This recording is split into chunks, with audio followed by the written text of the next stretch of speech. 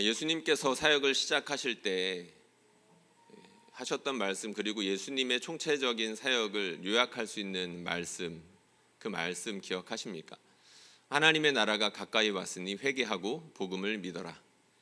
근데 누가는 이 예수님의 말씀에 또 다른 측면을 보여줍니다. 특별히 성령의 역사에 대해서 관심을 가지고 있는데, 예수님께서 나사렛에서 사역을 시작하셨을 때 뭐라고 말씀을 하시면서 시작하셨는지, 이 말씀을 우리가 한번 같이 읽어보겠습니다. 누가복음 4장에 있는 말씀인데요, 같이 읽어보겠습니다. 시작.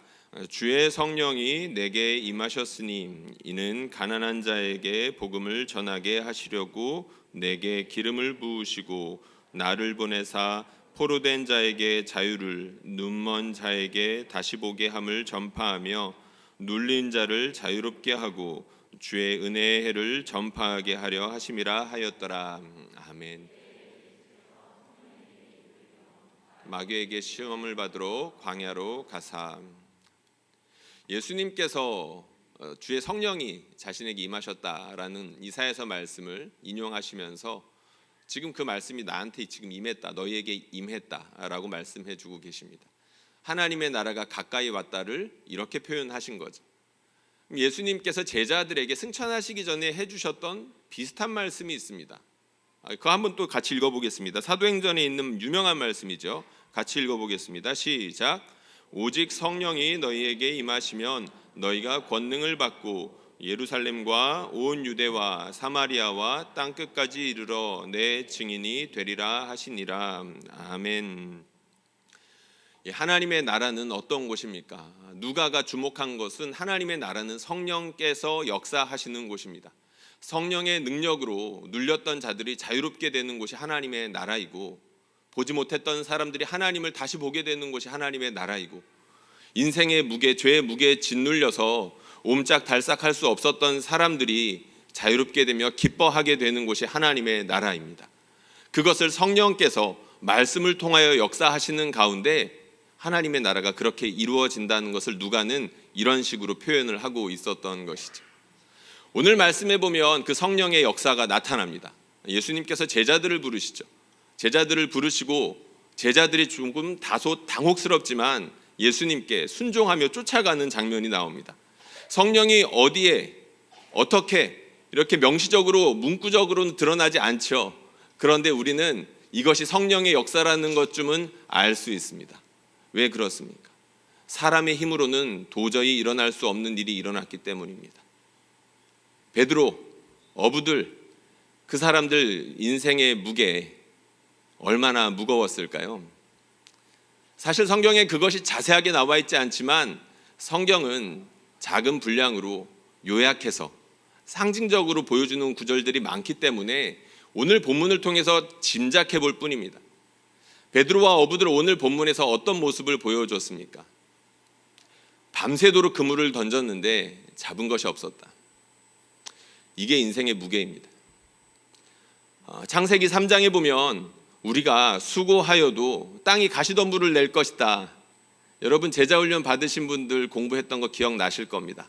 열심히 일해도 우리가 수고한 만큼 거둘 수 없는 것이 세상이죠. 그것을 잘 보여줍니다. 밤이 새도록 그물을 던졌는데 잡은 것이 없었다. 그럼 어떻게 집으로 돌아가야 합니까? 빈손으로 돌아가야 합니다. 가장으로서 집에 돌아가야 하는데 수입이 없습니다. 상상이 잘 안 되는 부분이죠. 저는 감사하게도 하나님께서 그래도 끊임없이 섬길 수 있는 자리를 주셔서 매월 꼬박꼬박 사례가 들어오는 귀한 교회에서 일할 수 있어서 얼마나 감사한지 모릅니다. 우리 성도님들 중에는 아닌 분들이 계시죠.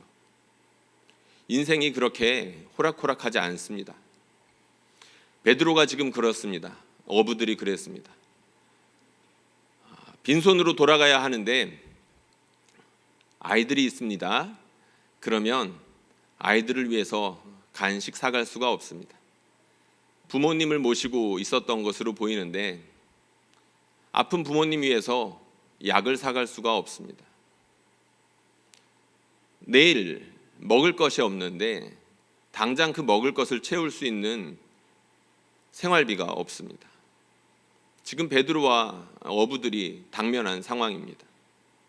우리가 잘 알고 있는 것처럼 베드로와 어부들은 그런 인생의 무게, 가장의 무게만 지고 있는 것이 아니었죠. 당시 사람들은 어떤 무게까지 지고 있었습니까? 로마라는 역대 가장 강력한 군합발에 눌려 있었습니다. 그들의 무게는 천근, 만근이었고 죄의 무게는 그들의 인생을 포기하게 할 만큼 너무나 무거운 것들이었었습니다. 그런데 제가 성령의 역사가 나타났다라고 말씀을 드렸죠. 왜 그렇게 말씀을 드렸습니까? 천근, 만근이라는 인생의 무게에 눌려서 할 수 있는 것이 아무것도 없었던 사람들이 그들을 누르고 있었던 그 무거운 짐들을 벗어 던지고 하나님을 따라가기 시작했기 때문입니다. 하나님께서 그 아들 예수 그리스도를 통하여서 말씀하셨죠. 놀라운 비전을 말씀해 주셨습니다. 너희가 후로는 사람을 취하리라. 여러분, 이거 감당할 수 있는 사람이 누가 있겠습니까? 교회에서 여러분들 내년에 교사 좀 하세요. 셀리다 하세요. 내년에 성가대 하세요. 이렇게 봉사를 권면합니다. 봉사 권면할 때 한 번에 수락하는 사람들은 10명에 1명 내지 2명 정도밖에 되지 않습니다. 쉬운 일이 아니라는 거죠. 어렵다는 겁니다. 사람을 낚는 일이 그만큼 어려운 일이고, 그리고 나 같은 사람이 그것을 할 수 있겠어라고 자신 있게 말할 수 있는 사람이 없다는 거죠. 그런데 어떤 일이 일어났습니까?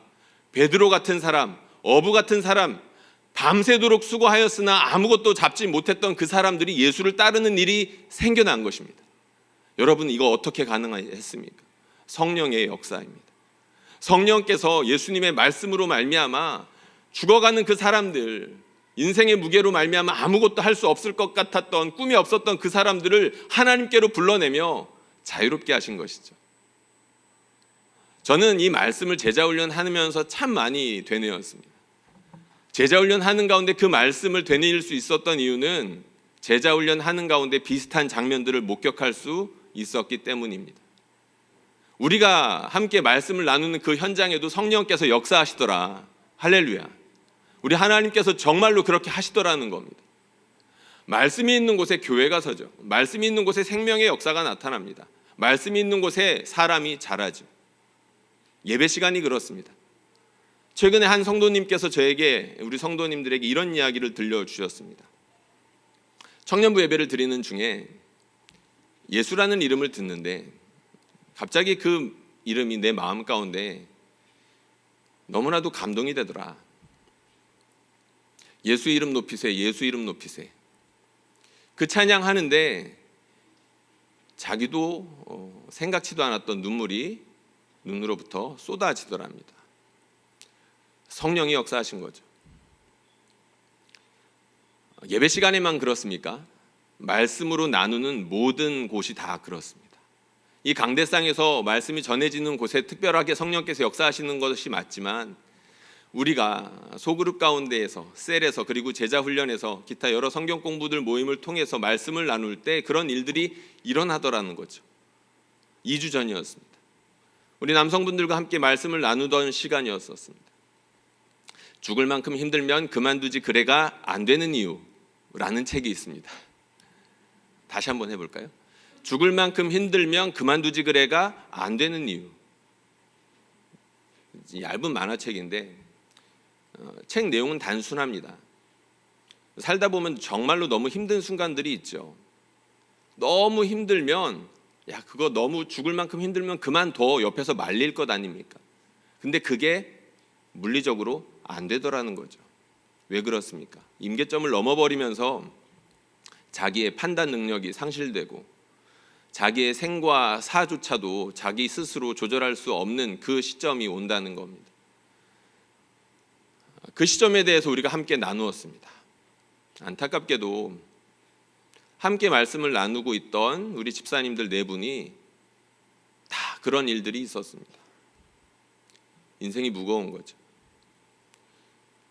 사업에 실패했었습니다. 그리고 사랑하는 가족들을 앞세워야 했습니다. 그런 이야기들을 줄줄이 하셨습니다. 그런데 놀랍게도 그 무거운 말을 나누는 중에도 분위기가 무겁지 않았습니다. 왜냐하면 우리 중에는 예수님이 계셨기 때문이죠. 우리 안에 계신 예수님으로 말미암아 그 인생의 무게가 더 이상 나를 어떻게 할 수 없다는 것을 이미 경험한 사람들이 모여 있었기 때문입니다. 나를 짓누르는 죄의 무게가 억만 톤이 넘는다 할지라도 그 무게가 나를 어찌할 수 없고, 주님을 향한 사랑을 그 누구도 끊을 수 없고, 특히 나를 향한 하나님의 사랑을 죽음조차도 끊을 수 없다는 것을 이미 믿음으로 고백하고 있는 사람들이 모여서 그것을 나누었기 때문이죠. 무거운 이야기를 나누는 가운데 서로 격려했습니다. 이미 지나간 일이었기 때문이죠. 집사님 고생하셨어요. 지금 이렇게 우리가 잘 살고 있네요. 집사님 고생하셨어요. 지금 우리가 이렇게 웃으면서 이야기하고 있네요. 하나님의 말씀이 있는 곳에 성령이 역사하십니다. 하나님의 말씀이 선포되는 곳에 성령께서 역사하시면서 죽어가는 사람을 살려냅니다. 성령이 임하는 곳에는 도무지 잘할 것 같지 않았던 사람들, 변할 것 같지 않았던 사람들이 변하며 예수님을 따르며 변화해 가기 시작합니다.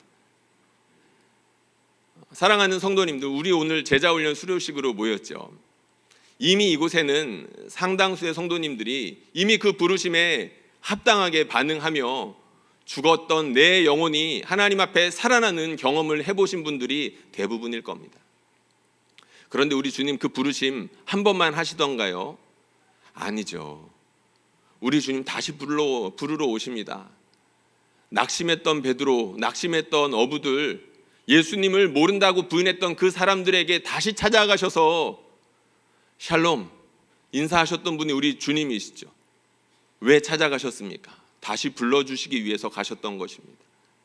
사랑하는 성도님들, 우리 주님이 우리 서울운영교회에서 지금도 그 역사를 강력하게 행하고 계십니다. 이 예배 시간을 통해서, 그리고 말씀이 전해지는 모든 곳들을 통해서 지금도 여전히 그러한 역사들이 풍성하게 일어나고 있습니다. 바라기는 그러한 우리 주님의 부르심 앞에 아멘하며 기꺼이 하나님께 영광 돌릴 수 있는 저와 여러분들 되시기를 주님의 이름으로 축원합니다. 기도하겠습니다.